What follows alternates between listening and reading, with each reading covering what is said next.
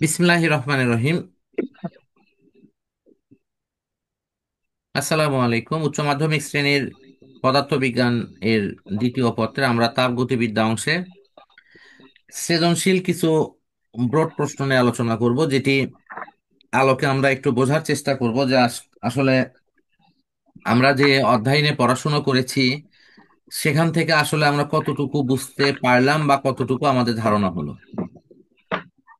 আমি এই অধ্যায়ের গাণিতিক অংশ তোমাদের ফুলফিল কমপ্লিট করাইনি, কিছু কিছু গাণিতিক অংশ করাইছি।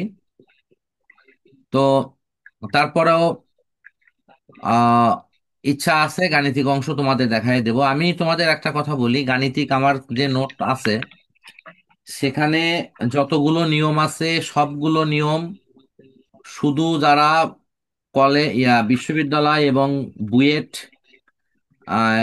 ভর্তির জন্য আবেদন করবে শুধু তাদের জন্য। এমনকি মেডিকেলের জন্য অতগুলো নিয়ম দরকার নেই, কারণ মেডিকেলে খুবই কম অঙ্ক লাগে। মানে সাধারণের নিয়মের প্রায় অর্ধেক লাগে, এত বিশ্লেষণ লাগে না। তো এখন আমার ওখানে যদি নিয়ম থাকে সাপোজ 10টা বা 12টা, তাহলে হয়তো তোমাদের এখানে তার মধ্যে লাগবে 5-7টা। তা আমি ওই 5-7টা নিয়মের ওপরেই বিশ্লেষণ ইনশাল্লাহ এখান থেকেই করাবো। মাঝে মধ্যে যদি প্রয়োজন হয় নোটের হেল্প নেওয়া, তাহলে সেক্ষেত্রে নেব। আশা করি তোমরা সেই বিষয়টা আমার সাথে একটু কোঅপারেট করবা। ফার্স্ট অফ অল দেখো, এখানে খ নম্বরে আমরা একটা সূত্রের ব্যবহার দেখতে পাচ্ছি। খ নম্বর প্রশ্ন লেখা আছে হলো ফারেনহাইটে ফুটন্ত পানির তাপমাত্রা মাপা নিয়ে। তো তোমরা নিশ্চয়ই জানো সেলসিয়াস এবং ফারেনহাইটের সম্পর্ক, এটা তোমাদের জানা, কিন্তু এই সূত্রটা দেখো তো জানা কি না। জি স্যার, ক্লাসে করেছি। হ্যাঁ। ওকে, ফাইন। তাহলে এখানে আমাদের কি বলা হচ্ছে? এখানে বলা হচ্ছে এটাই, যে ফারেনহাইট থার্মোমিটারে যদি 95 থেকে 110 সে মাপা যায়, ঠিক আছে।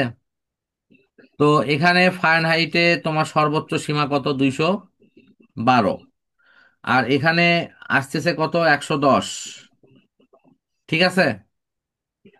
তো আমাদের হ্যাঁ স্যার।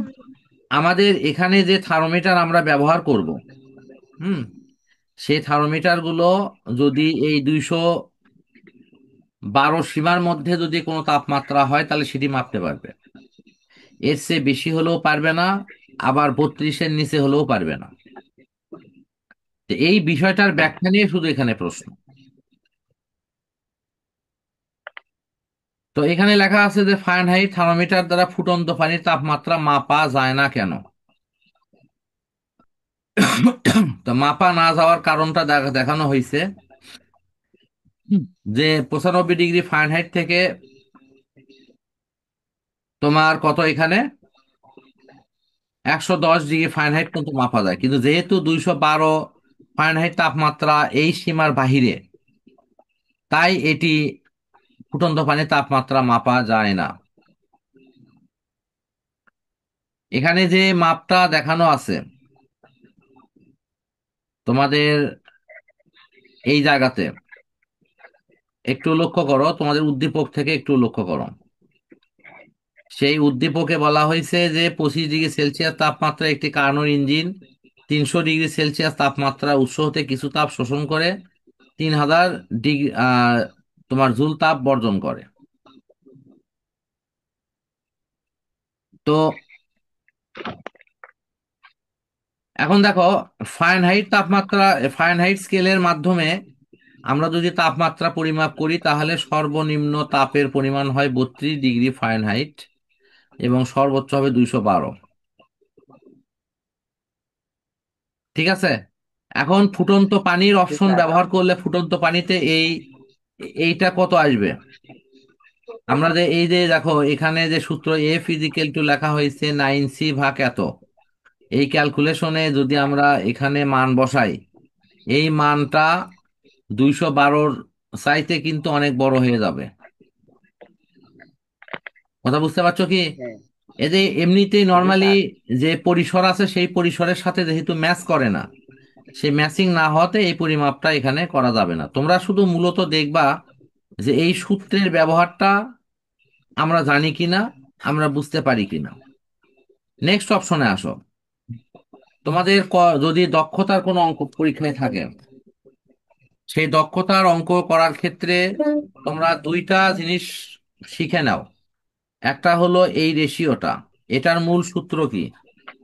মূল সূত্র হলো Q1 ভাগ হলো Q2।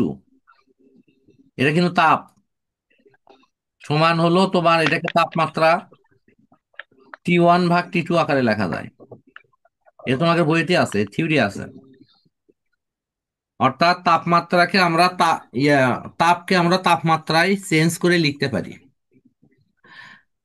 তো যেহেতু এটা লেখা যায়, সেই কারণের জন্য এই জায়গাতে দেখো T2 ভাগ T1 আছে না, এই জায়গাতে সূত্র হ্যাঁ। কিন্তু তোমরা কোনো কোনো জায়গায় এরকমও পাবা। এই যে 1 - Q2, Q2 ভাগ হলো Q1, এরকম পাবা। কারণ কি, এই যে দেখো T1 T2 জায়গা Q1 Q2 লেখা যায়, মানে রিপ্লেস করা যায়। এই কারণের জন্য সূত্র কিন্তু এরকম করেও লেখা সম্ভব। আচ্ছা, সূত্রের আলোচনা থাক। এখন প্রশ্ন হলো যে এই সূত্র তাহলে কই থেকে আসলো? এটার মূল সূত্র হলো, দেখো এই যে Q2টাকে নিচে দাও, মনে মনে, আর T1টাকে উপরে দাও। দেখো আমি একটু আগে যে সূত্র লিখছিলাম সেটাই হবে কিন্তু। অর্থাৎ হ্যাঁ স্যার, Q1 ভাগ Q Q2 one is Q equal to two T1 ভাগ T2। টি টু সবাই কি হ্যাঁ বুঝতে স্যার। পারছো? জি স্যার, বুঝতে স্যার। তাহলে ওই সূত্র আমরা খালি Q1 এর মান বসাবো, এই যে Q1। অর্থাৎ তুমি চাইলে এই সূত্রটা ডাইরেক্ট এভাবেও লিখতে পারো, যে স্যার আমি এভাবে লিখবো, কোনো সমস্যা নাই। Q1 ভাগ কত? Q2। তোমাদের বই খুলে দেখো, কিউ টু এরকম সূত্র আছে, Q1 ভাগ Q2 সমান T1 ভাগ T2। Q one by T two. আমি পড়ানোর সময় দেখাচ্ছি এটা। তারপরে যদি কেউ ভুলে যা থাকো, আমি বইয়ের পৃষ্ঠা ধরে ইনশাল্লাহ দেখাই দেবো যে এরকম জিনিস আছে। তো এটা লেখে পরে খালি মান বের করা। আচ্ছা, এই জায়গার ক্যালকুলেশন নেন, আমার কিছু কথা আছে। আমি একটু ফাঁকা পেজে দেখাতে চাচ্ছি এটা। ক্যালকুলেশনে কি প্রবলেম হতে পারে, আমি এই জায়গা দেখালে বেশি ভালো হবে। দেখো, এটা হলো আমাদের এই ক্যালকুলেশনের দুর্বলতার জন্য অনেকে অঙ্ককে খুব দমের মতো ভয় পায়। কেউ হয়তো এটা মন খুলে বলতে পারে না। আমরাও স্যারেরা ভাবি যে ছাত্রছাত্রী সব পারে, আসলে কিন্তু সব পারে না। এই ছোটখাটো ত্রুটিগুলো ছেলে মেয়ে মন খুলে বলতেও পারে না, সইতেও পারে না। সে ভাবে যে এটা যদি বলি স্যার ব্যান কি মনে করে। আবার স্যার ভাবিচ্ছে যে না জি না, স্যার। ছাত্রছাত্রী এইটুকু পারবি না, এটা তো সবই পারে। কিন্তু সমস্যা কিন্তু ওই জায়গাতেই লুকে থাকে। তোমরা তিনজনই বলো তো, জি আমি কি স্যার। তোমাদের মনের কথা বলতে পারছি? জি স্যার, একমত। আমি এখানে আমি একমত আছি। আমি এখানে তোমাদের মান বের করা শিখাবো। তোমরা যদি দেখো যে T1 অথবা T2 মান বের করা লাগবে, তাহলে আমি কেমনে করব? তো তোমরা আগে মনে করো যে কোনো নিয়ম ছাড়া এমনি নর্মালি বজ্রগুণ করবে এটা। তাহলে বজ্রগুণনে তোমরা কিন্তু এরকম ভাবে লিখবা। ভালো করে চিন্তা করো। Q1, হ্যাঁ বলো। না স্যার, আপনি বলুন। আচ্ছা আচ্ছা, দেখো তো বজ্রগুণ করলে এরকম হবে না? Q1 Q T2 one is Q two. Equal to হলো কত? কিউ টু T1 T1, মানে T1 Q2। Q2। এখন তোমরা হয়তো বলবা হ্যাঁ। স্যার আমার যদি এটা মনে না থাকে। আচ্ছা, তুমি ভুল করে না হয় মিস্টেক করে এটা লিখবে, এই তো হতে পারে যে স্যার আমি যদি T1 Q2টাই আগে লিখছি, আর T1 আর আর T2 টি টু পরে লিখছি। তোমরা বলো তো এই দুটের বাইরে, এই দুই লাইনের বাইরে কিছু হবে? বলো। না, না স্যার। না স্যার। হয় এই লাইন হবে, না হয় ওই লাইন হবে। হবেই কিন্তু একটা, হ্যাঁ, নাকি? এখন আমি অবশ্যই। তোমাকে ফার্স্ট চয়েস দিচ্ছি যে তুমি মান বের করবা খালি T1 এর। এখন তুমি নিজে বলো তো, T1 এর মান বের করার জন্য তুমি যদি ভুল করে এই লাইনও লিখে ফেলো, লিখছো এই লাইন, লিখছো উপরে উপরে লাইনটা লিখছো, পরে কি এই লাইন লিখতে পারবা না? এক লাইন বেশি হলো, তাতে কি তোমার স্যারকে, যে স্যার অঙ্ক দেখবে সে কি মন খারাপ করবে যে তুমি এক লাইন বেশি লিখছো কেন? না তো, না তোমাকে জরিমানা করবে। না স্যার। কিচ্ছু করবে না, তোমার হচ্ছে, তোমার দরকার T1 এর মান, তাহলে তোমার কাজ হলো এই T1 যেন এই পাশে থাকে। পলিসি কিন্তু এটাই, এই দেখতো। T1টাকে এই পাশে নিতে হ্যাঁ। হবে বজ্রগুণ করে। তোমরা আমাকে বলো এটা করতে পারবা কিনা। সব সবাই মতামত দাও, এই যে বজ্রগুণ করে T1টাকে এই পাশে নিতে পারবা কিনা, এই লাইনটা, অর্থাৎ T1 Q1 এই হ্যাঁ স্যার লাইন। পারবো। হ্যাঁ পারবা, ঠিক আছে। তামার নাকি পারবা। জি স্যার বুঝতে পারছি। আচ্ছা, হ্যাঁ নাইম, মনোযোগ দাও, যদি কোনো ক্রমে তুমি এইটা লিখেও ফেলো, তারপরে লাইনে গিয়ে বা লিখবা, হ্যাঁ স্যার, যে বা সমস্যা নেই। এত সমান এত। এখন কাজ হলো কি, যে এই T1 সমান কত, T1 সমান হলো এই যে Q1 T2 ভাগ হলো কত, Q2। Q2, হ্যাঁ। ঠিক লিখছি তো। হ্যাঁ এখন স্যার। আমি তোমাদের মূল রহস্যটা ভেঙে দিই। অধিকাংশ বই, নোট, গাইড যা কিছু দেখো, এই লাইন থেকে ডাইরেক্ট এই লাইন লেখা আছে। হ্যাঁ স্যার, এটা ডাইরেক্ট লেখা আছে। তা এই যে ডাইরেক্ট লেখা থাকে, আর তোমরা যখন এই ডাইরেক্ট করবে আর গিয়ে যখন ফ্ল্যাট হয়ে যাও, তখন ভাবো যে ইস, মাথা নষ্ট, ঢুকলো না তো মাথায় কিছু। শোনো, গাইডে লেখা থাকে এই কারণে, কারণ গাইড কর্তৃপক্ষ চায় যে তার নোটের পৃষ্ঠা যত কম হবে সেটা তার জন্য সুবিধাজনক। পৃষ্ঠা বেশি হলে মূল্য বেশি হবে, তার খরচ বাড়বে, এটা তার জন্য মানে একটু সমস্যাজনক আর কি। তো তিনি ওই সমস্যা এড়ানোর জন্য তখন ওই জায়গাগুলো শর্টকাট করে, ক্যালকুলেশন শর্ট করে ডাইরেক্ট লিখে দেয়। আশা করি এটা সবাই বুঝতে পারছো। জি স্যার, বুঝছি। আচ্ছা, লাস্ট, যদি কোনো কারণে তোমাদেরকে এই Q2 মান বের করতে বলা হয়, Q2, তাহলে সেক্ষেত্রে কি করবা।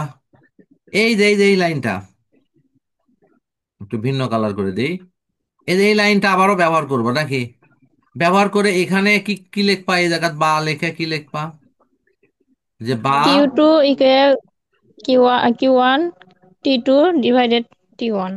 থ্যাংক Q1 ইউ, হবে। একদম একদম সঠিক বলছো। যারা যারা অ্যান্সার দিছো তাদেরকে অসংখ্য অসংখ্য ধন্যবাদ। আমরা এখানে পাচ্ছি হলো T1, প্রথম অ্যান্সার দিছে জোবাইদা, Q1। তারপরে হলো মনে হয় নাইম। উভয়কেই ধন্য যোগ দিচ্ছি। এখানে তারপরে কত, তাহলে যাই, T2, এই তো। Q1 হবে না ভাই? আ ও, সরি সরি, হ্যাঁ হ্যাঁ Yes, হ্যাঁ, হ্যাঁ হ্যাঁ, ওইটা ইয়েস ইয়েস। Q1 হবে ওই জায়গায়। এটা এটা যদি আমি Q1 এর মান বের করতে চাই, তাহলে এই থিমটাই কাজ করবে। হ্যাঁ স্যার, বুঝছি। আর যদি আমি Q2 র মান বের করতে চাই, তাহলে এই থিমে যাই যাই যাই সূত্রটা যাই যাই জায়গা, হ্যাঁ তাহলে স্যার। কি হবে, তাহলে তাহলে Q, এখানে হলো Q1 হ্যাঁ। নাকি, হ্যাঁ Q1 স্যার। T2 হ্যাঁ, Q1 Q2 ভাগ হলো T1 Q1। না, হ্যাঁ। এই। তাহলে নিজেরা কিন্তু এগুলো প্লিজ বাসায় প্র্যাকটিস করবা, দেখে দেখে দেখে দেখে প্র্যাকটিস করবা। আমি এই পৃষ্ঠাটা তোমাদের গ্রুপে দিয়ে দেবো হনি, দিয়ে দেবো হনি না, আমি এখনই দিচ্ছি, কারণ ওই পরে মনে থাকে না, দেখবা যে পরে পরে আর একজন পড়াতে গেছি ভুলে গেছি।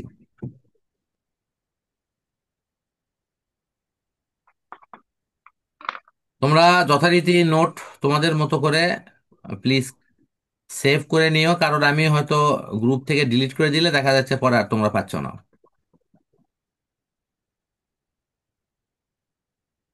এটা যেন না হয়, সেজন্য তোমরা এক্সট্রা ভাবে সেভ করে নিও। তোমাদের অঙ্ক করা বা কাজ ফুরে গেলে মোবাইল থেকে চাইলে ডিলিট করে দিবা, কোনো সমস্যা নেই। ডিলিট এই জন্যই করবা, পরে চাইলে আবার পাবা, অসুবিধা নেই, মোবাইল ভারী করার কোনো দরকার নেই।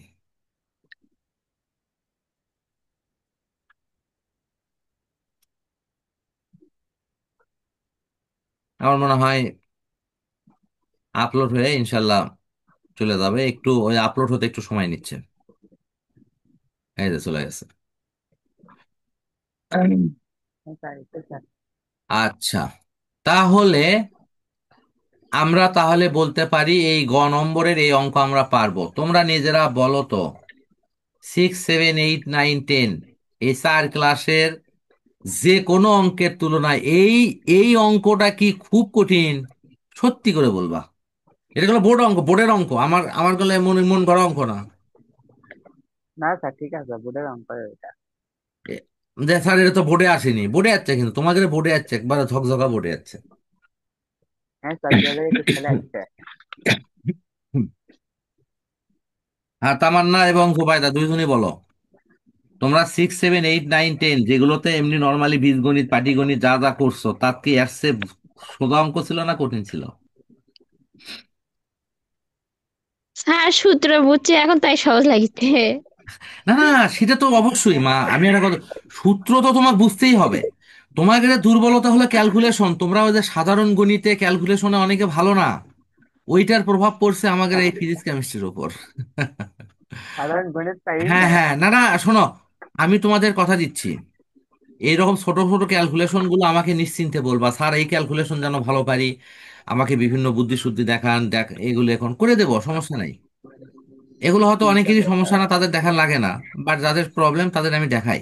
কিন্তু একটু মন, একটু বলবা, হ্যাঁ, যে স্যার এই জায়গা আমি একটু সমস্যা মনে করতেছি, ইনশাল্লাহ দেখাবো। আচ্ছা, তারপর এটা দেখো তো, এটা তো সূত্র তোমরা নিজেরাই জানো, কর্মদক্ষতার সূত্র। এখন প্রশ্ন হলো, তোমরা কিন্তু আসল প্রশ্নটা এখনো কেউ করোনি। আচ্ছা আমি করি। এই T1টা কই থেকে লিখলাম স্যার, আর T2টা কই থেকে লিখলাম, এই Q2 কই থেকে লিখলাম, আর Q1টা কি জিনিস, এই চারটের পরিচয় কিন্তু জানা লাগবে। পরিচয় না জানলে তুমি কিন্তু সাইড নোট লিখতে পারবা না, সাইড নোট না পারলে অঙ্ক পারবা না। তুমি যদি পরিচয় জানো আর সাইড নোট লেখো, আমি তোমাকে গ্যারান্টি দিচ্ছি তুমি অঙ্ক এনি টাইম পারবা, ইনশাল্লাহ। তাহলে আমরা একটু পরিচয় হই। হুম। সবাই আমরা খালি দাওয়াত খায় আসি, গিফট দিয়ে আসি, কিন্তু পরিচয় কম হই, তা আমরা একটু অঙ্কের সাথে পরিচয় হই দেখি। এখানে দেখো তো লেখা আছে কি, এত তাপমাত্রার পরিবেশে কার্নোর ইঞ্জিন এত এ উৎস থেকে কিছু তাপ শোষণ করে। খেয়াল করো, তাপমাত্রা 25, এটা হলো পরিবেশের, আর কার্নোর ইঞ্জিন সেটা 300 ডিগ্রি সেলসিয়াস তাপমাত্রার উৎস নিয়ে এসে কাজ করছে। তাহলে পরিবেশের তাপমাত্রা বেশি না কার্নোর ইঞ্জিনের তাপমাত্রা বেশি? বলো। ইঞ্জিনের স্যার। আ ইঞ্জিনের না। হ্যাঁ, ইঞ্জিনের। তাহলে আজ থেকে এটা মনে রাখবা, কার্নোর ইঞ্জিন কাজ করে দুইটা অপশন থাকলে, কার্নোর ইঞ্জিন এবং আশেপাশের পরিবেশের তাপমাত্রা যদি পার্থক্য থাকে তাহলে কার্নোর ইঞ্জিন কাজ করবে, যদি পার্থক্য না থাকে তাহলে কার্নোর ইঞ্জিন কাজ করবে না। বুঝতে পারছো কি? মানে তুমি কার্নোর ইঞ্জিন মনে করো তোমার বাসায় নিয়ে যা স্থাপন করছো, কার্নোর ইঞ্জিনের তাপমাত্রা, উৎসের তাপমাত্রা কত বলে 200 ডিগ্রি সেলসিয়াস, তাহলে তোমার বাসার তাপমাত্রা কমপক্ষে 200 নিচে হওয়া লাগবে, মানে সর্বোচ্চ 200 নিচে হলে ওই ইঞ্জিন কাজ করবে, 200-র চেয়ে বেশি হলে বা 200 সমান হলে ওটা আর কাজ করবে না। সবাই কি নীতিমালাটা বুঝতে পারছো? Unmute please. আমি কিন্তু একদম সূক্ষ্ম জিনিস বলতেছি, কারণ এটা এটা কিন্তু অনেকেই বলবে না, খালি খালি অঙ্ক দেখাবে, কবে যে বুঝছো বলে বুঝছি, পরীক্ষা তাহলে ওই স্যার অঙ্ক আরেকবার কাট একটু এই করে। লাইনটা বলেন তো। আ স্যার আরেকবার একটু এই লাইনটা, আরেকবার আপনি ওই লাইনটা একটু বলেন তো। মনোযোগ বাড়াও, নাইম, আবার ভালো করে শোনো। উৎসের তাপমাত্রাকে T1 দ্বারা প্রকাশ করা হয়, যেটা কার্নোর ইঞ্জিনের তাপমাত্রা। হ্যাঁ স্যার, এটা বুঝছি। আর পরিবেশের তাপমাত্রা বা বা পরিপার্শ্বের তাপমাত্রা অথবা তাপগ্রাহকের তাপমাত্রা, এটাকে T2 হিসেবে ধরা হয়, এবং এর তাপমাত্রা যা থাকবে সেটাই লিখবা। না না, ওই আপনি বললেন না পার্থক্য থাকলে কার্নো ইঞ্জিন না, কাজ করবে, তারপরে পার্থক্যটা লাইন। থাকলে কাজ করবে, অর্থাৎ পরিবেশের তাপমাত্রা হ্যাঁ সাপোজ 300 ডিগ্রি, কার্নোর ইঞ্জিনের হ্যাঁ, তাপমাত্রাও 300 ডিগ্রি, তাহলে ওই কার্নোর ইঞ্জিন আর কাজ করবি না। বুঝছি স্যার। সবাই কি বুঝতে পারছো? পার্থক্য থাকলে কাজ করবে, না হলে কাজ করবে না। আচ্ছা, দ্বিতীয় প্রশ্ন আছে এখানে, জি স্যার। একটু খেয়াল করো। সেটা হলো, এখানে সব সময় সেলসিয়াসকে ক্যালভিনে প্রকাশ করতে 273 এখানে কিন্তু যোগ করা হয়েছে। 273 কি করা হয়েছে? যোগ করা হয়েছে, যোগ করে একবার 573 লেখা হয়েছে। এই জায়গা তো ঠিক তাই,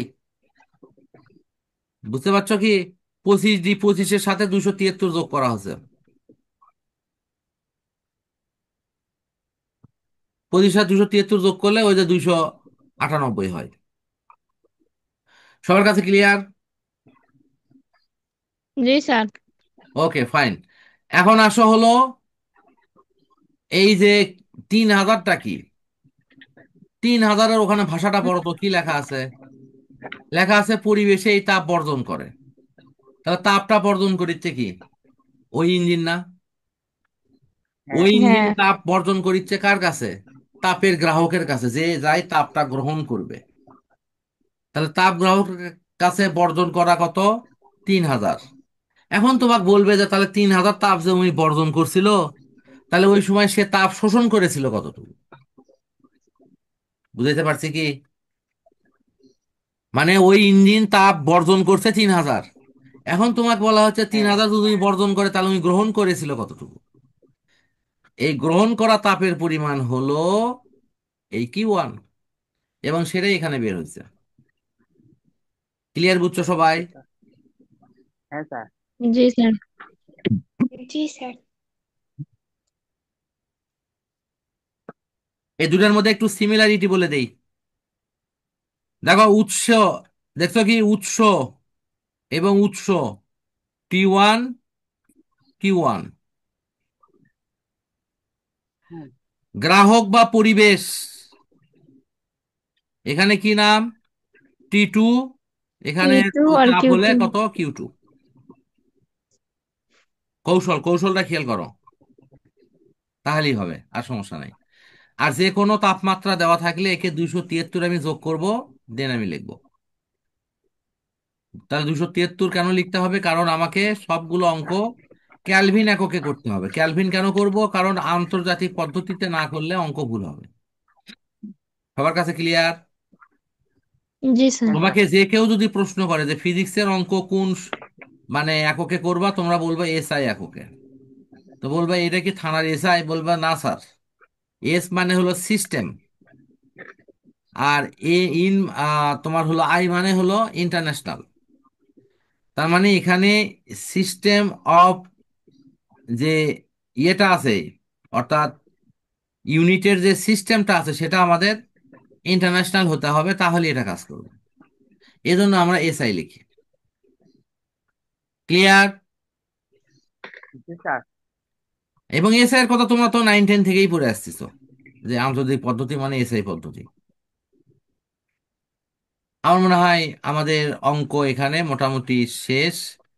শেষে আনা অল্প একটু জিনিস দেওয়া আছে। এইটা কি লেখা আছে গ হ্যাঁ স্যার, থেকে? ঘ নাম্বার। হ্যাঁ, হ্যাঁ, হ্যাঁ, হ্যাঁ, ঘ নম্বর ওই ব্যাখ্যাটাই একটু একটু বোঝার ব্যাপার আছে। লেখা আছে গ থেকে পাই শোষিত তাপের পরিমাণ কত? এত। তা বর্জিত তাপ কত পার্সেন্ট কম? স্যার, তেত্রিশ এটা কি পার্সেন্ট উদ্দীপকে মানে প্রশ্ন প্রশ্ন দেওয়া আছে? প্রশ্নটা একটু দেখি তো। হ্যাঁ, হ্যাঁ, হ্যাঁ, অবশ্যই আছে, দেখাচ্ছি, দেখো।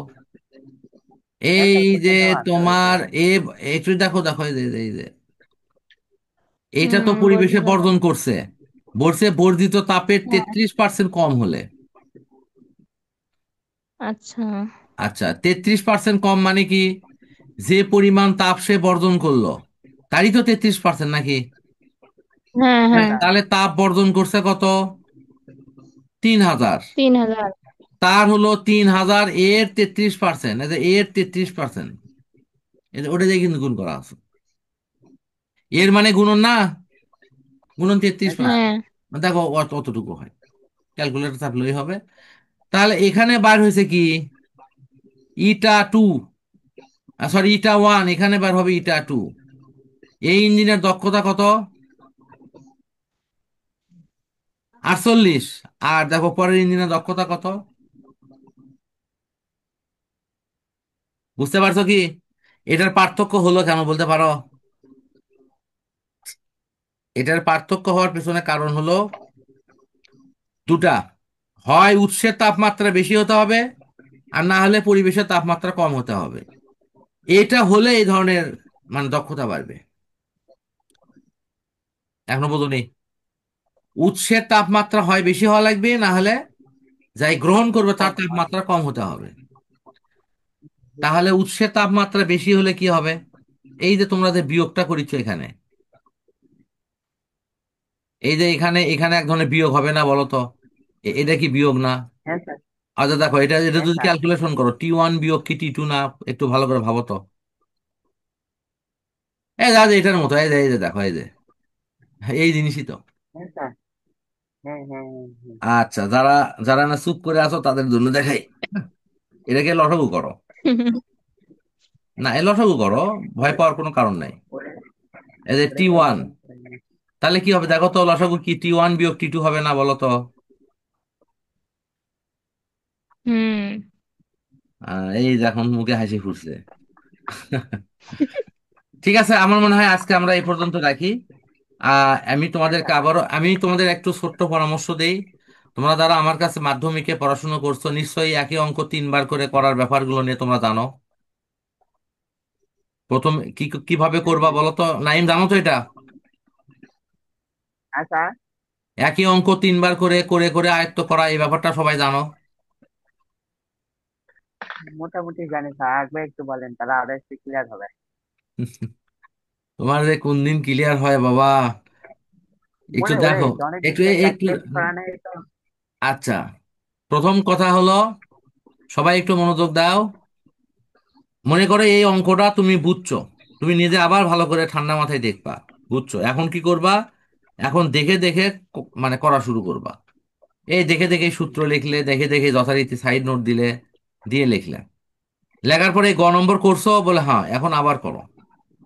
পরের বার করার সময় এই যে লেখাগুলো শর্টকাট করবা, এত বিস্তারিত লেখা লাগবে না। তারপরে বার লেখার সময় আরো শর্টকাট করবা। যখন তুমি এরকম 3 বার 4 বার 5 বার করতে করতে তোমার কাছে মনে হবে যে না, অঙ্ক তো মুখস্থ হছেই, এখন অঙ্কের একটা লাইন লিখতে উত্তর মনে হচ্ছে, তাহলে মনে করবা তোমার পড়া ইনশাআল্লাহ আল্লাহর রহমতে হয়ে গেছে। বুঝতে পারতো কি? জি স্যার। জি স্যার। এইভাবে কয়েকবার করে লিখবা, তাহলে গ নম্বর যদি ওইভাবে আয়ত্ত করো, ঠিক ওই নিয়মে ঘ নম্বর করবা। আবার নিয়মটা কিন্তু অদ্ভুত, আগে দেখে দেখে লিখবা। হ্যাঁ। দ্বিতীয়বার না দেখে লেখার চেষ্টা করবা, যদি আটকে দাও আবার দেখবা। তৃতীয়বার আবার না দেখে লেখার চেষ্টা করবা, যদি আটকে দাও আবার দেখবা।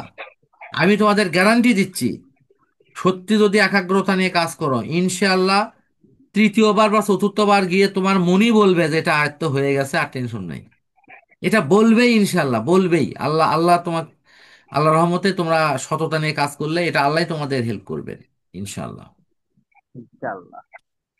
কারণ এটা, আমি যে সিস্টেমটা বললাম এটা প্রমাণিত।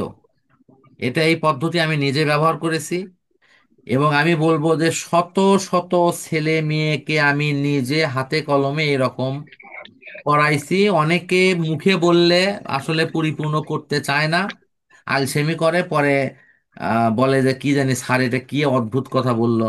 অদ্ভুত কেন? কারণ পৃথিবীর সবাই তোমাকে বলবে এটা তুমি কষ্ট করে আগে আয়ত্ত করো, তারপরে না দেখে লেখো। আর আমি কি বলতেছি? আমি বলতেছি তুমি রিল্যাক্সে আগে শুধু দেখ। পড়াটা বোঝো, কোনো টেনশন করো না, কোনো আয়ত্তর দরকার নাই। তুমি খালি বোঝো ভালো করে, তোমার মাথা ঠান্ডা রেখে তুমি খালি পড়াটা বুঝবা, বোঝা শেষ, তারপর তুমি দেখে দেখে করা শুরু করো। একবার করলে তো ওটা আবার করো, তারপর ওটা আবার করো। বুঝতে পারছো কি? এইরকম এইরকম জি ভাবে স্যার। দেখে দেখে 2 বার 3 বার লিখতে লিখতে, তো যখন তোমার মন বলবে যে না, আমি না দেখেও এখন লিখতে পারবো, এই মন বলার সাথে তুমি খাতা উল্টে থুয়ে, মানে এই নোট উল্টে থুয়ে লেখা শুরু করবো, দেখবা তুমি এমনি পারিচ্ছ। যখন তুমি এমনি পারবা, তখন আর তোমাকে আটকায় কে? পৃথিবীর কোনো শক্তি আছে?